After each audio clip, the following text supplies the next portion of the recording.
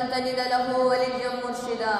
وأشهد أن لا إله إلا الله وحده لا شريك له، وأشهد أن سيدنا ومولانا محمدًا عبده ورسوله صلى الله عليه وعلى آله وصحبه أجمعين. يا أيها الذين آمنوا اتقوا الله ولتنظر نفس ما قدمت لغد واتقوا الله إن الله خبير بما تعملون.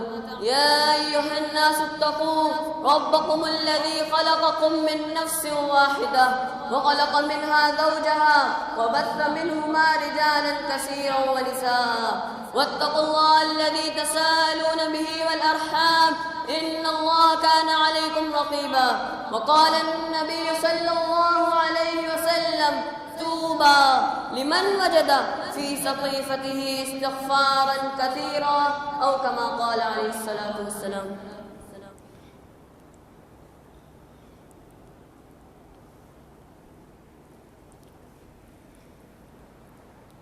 نحمده ونصلي على رسوله الكريم. أما بعد، فأعوذ بالله من الشيطان الرجيم. بسم الله الرحمن الرحيم. والشمس وضحاها والقمر إذا تلاها والنهار إذا جلاها والليل إذا يغشاها والسماء وما بناها والأرض وما طحاها ونفس وما سواها فألهمها فجورها وتقواها.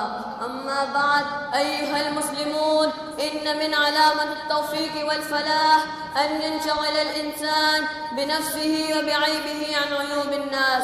لماذا كان هذا من علامة التوفيق؟ أولاً، لأن من انشغل بعيب نفسه وبإصلاح نفسه فإنه يصلح نفسه ويعالج عيبه.